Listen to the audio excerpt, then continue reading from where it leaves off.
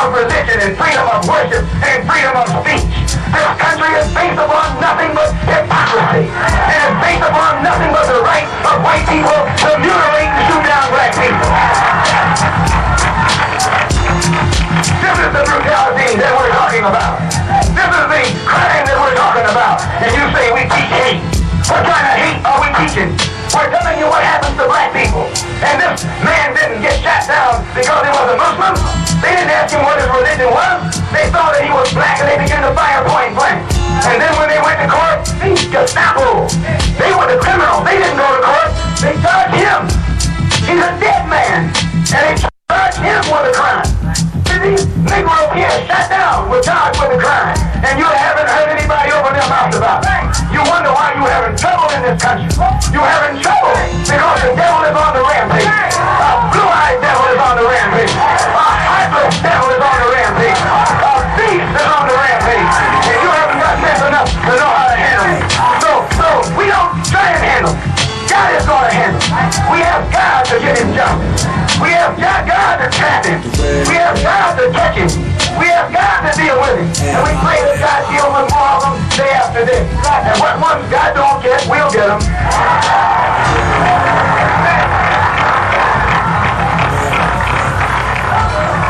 For 8 weeks in Los Angeles, 14 so-called Negroes sat on trial, charged by the police with assault, charged by the police with intent to commit murder. You haven't read anything about it in the paper. You haven't seen anything about it and heard anything about it from these blue-eyed white so-called liberals. They quieted it down. They hushed it up. And none of the Negro leaders opened up their mouths during the trial. They were silent while they had a rally of 35,000 Negroes in one of those big Wrigley Fields in Los Angeles. While the all-white jury was in session. And not one of them came forth and mentioned what had happened to those 14 Negroes in that city. And they wonder why things are developing to what they are today. No, you don't get justice in court. A black man can't get justice in court. A black man can't get justice in the court system of America. And I'm telling you, the only way you get justice is in the street. The only way you get justice is in the sidewalk. The only way you get justice is when you make justice for yourself. You never will get justice in the white man's court. No, not me. I never want him to take me to court. I saw what he did with my brothers. I see what he has done with him right here in New York City. So make sure you obey the law. Make sure you never commit a crime. Make sure you never deviate from the law. But any time one of them puts his hands on you, take him off the planet. Take him off the planet.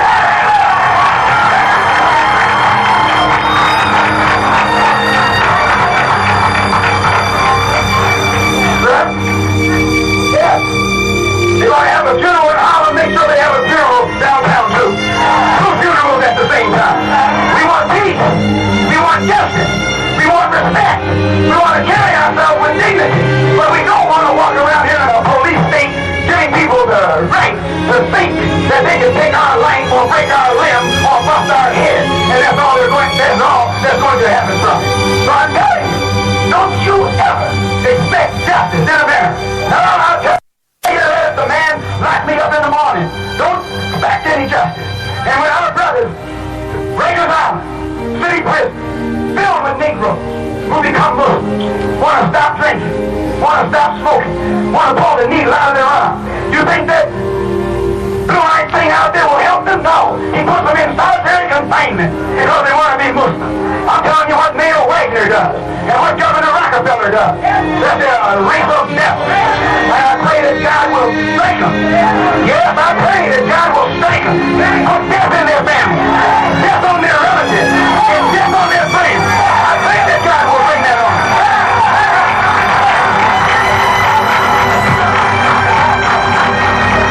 Yes, I pray that God will strike them with death, and disease, and destruction, and misery, and grief, because they have put it on us. And when God gives it to them, no one can say that God is unjust. God is just. We want an immediate end to the police brutality and mob attack against the so-called Negroes throughout the United States.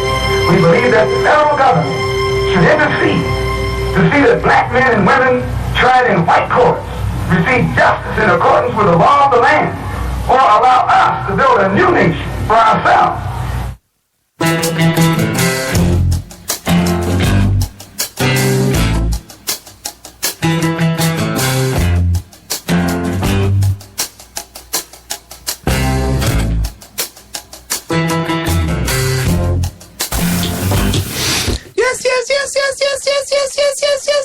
Yes. Good evening, all my South Orange Maple listeners, and all those other listeners in the towns of Melbourne, Livingston, Irvington, West Orange, East Orange, Orange, and Newark.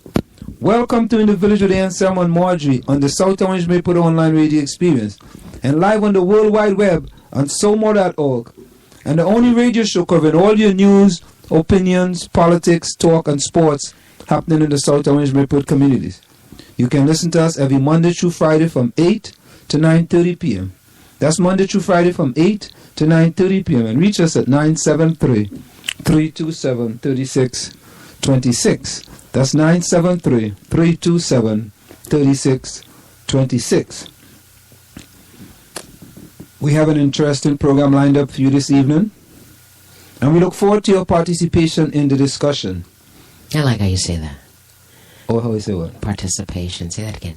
Participation. Okay. Go ahead. Yeah. Marjorie Lloyd, welcome. Thank you. Happy birthday day after your birthday, Anselm. Happy belated birthday? Well, no. You still didn't bring me anything for my birthday. It's not too late. You said your birthday's all year, so, when I get a chance. Yeah, but I'm waiting. I might be waiting till Christmas come and go. No. You're not going to wait till Christmas. We'll get it before my birthday comes, so this way you will, hopefully reciprocate, but not with a cake. Marjorie, I know we're not supposed to talk about reciprocating presents and stuff, but, When is your birthday? In June. June? Yes. Okay, all right. The greatest month. The greatest month? Yes, it is. What sign is that?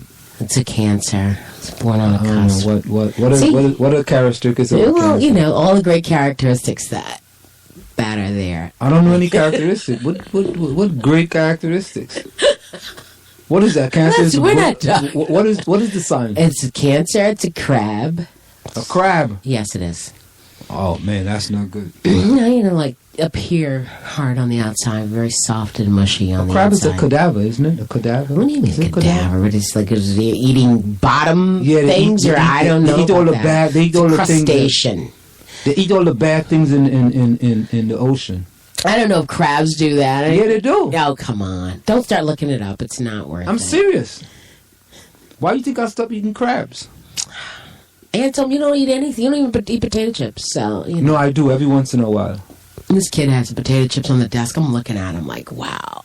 But I didn't eat Can I have a bag of those chips? No. He's like, you can have them, Miss Light. I'm like, no, that's okay. Can I get some of their chips? It's interesting not eating junk all the time. It's interesting. In my class, right, I don't allow kids to wear a hat. And we talk about non-verbal and verbal communication. Mm-hmm. So it's a thing in class now that they understand. When I go to them and there's a sort of verbal communication, like an expression, like I give them a certain expression from the way I look, and they know that something is non-verbal communication. Yes. My mistake and your error. Okay. Non-verbal communication. Some people just can't ever admit that they made a mistake, but go ahead. It's your mistake and my error. Somehow it's still my fault. Okay. It's a non-verbal communication. And so? Right, and they get it. So someone else in the class will say to them, you got to take your hat off. Due to that non-verbal communication. It's interesting. I mean, this class, organizational behavior, You're enjoying it. I could teach this class over and over. And you know what? And you probably will. Go ahead. And I'm learning about people. That's what teaching is all about. It's a wonderful thing. I don't want to stop, but I got to stop. But I don't want to stop. So. You learn about people teaching? Sure. I learn about youth. Or some would say youths. So I learn about them.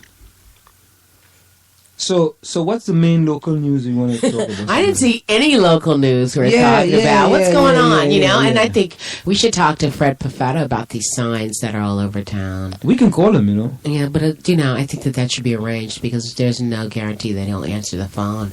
But, you know, let's keep the village a village. See, let me stop you. It's not a negative thing, but it would just be something. But I'm going to stop you. You don't know if he's going to answer the phone. Okay. So how could you say he's not? I didn't say that. I said we don't know. But he's not going to answer the phone. It's better to do that in an organized way. No. Yeah, man. No. Surprise is better. And you... Okay. How can I get people to understand that? Oh, God. Here if you start at point A, what type of mood are you in today? I am in, from 1 to 10, 10 being good, I am at 9.3. Okay, 9.3. Yeah. So, as far as mood is concerned, that's where you start, right? Yeah. Okay. Today. Let's say you had something and you need someone else to do something for you and you got to get in contact with that person in order to get that something done.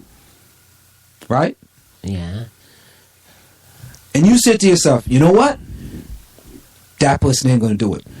So I'm not going to waste my time to call that person. However, you said, you know what? I'm at 9.3 now. I'm at a 9.3 now? Yeah. We got to get that off. I'm at a 9.3 now. If I call the person and I get a negative response, I'm still at 9.3. How do you know it wouldn't take you down to 8.6, though? No, it wouldn't. However, if you get a positive response, you can still be at 9.3, but... You can go up to 10. You can go up to 10. So, wouldn't you like the possibilities of going up to 10 or staying stagnant? You rather the possibilities of going up to 10, wouldn't you? So, be a possibilitarian. Have you heard that word before?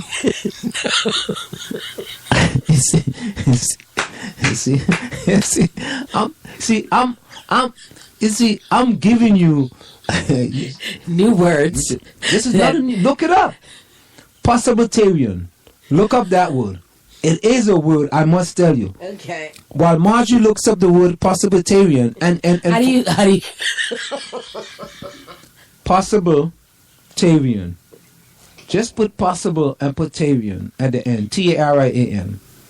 You know, and this is for many of the listeners out there. Oh my God, this came up. Let's see. It's a word. Be a possibilitarian. Wait a minute. Yes. What you mean possibilitarian? Possibilitarian. Yes, possibilitarian. It's an Urban Dictionary. Yes, there's a word.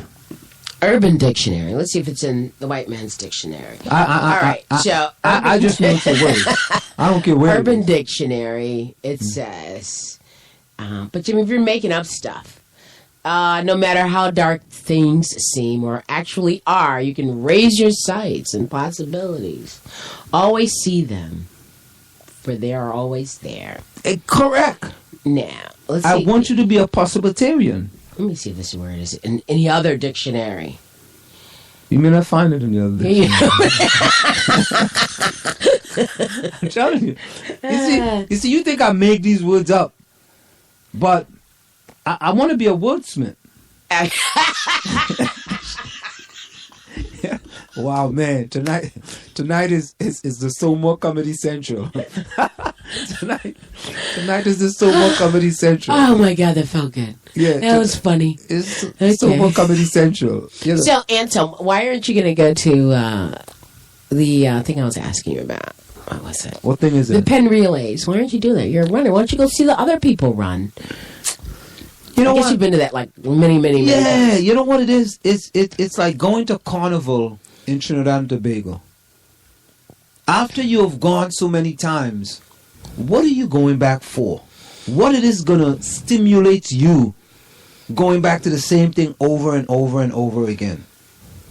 I've lost. I don't even want to run. You don't with even them. have any kids in there? Anybody you're training? Well, yeah. If my team was going, I would have gone. Okay. You know, but it to me, I mean, other than meeting people, having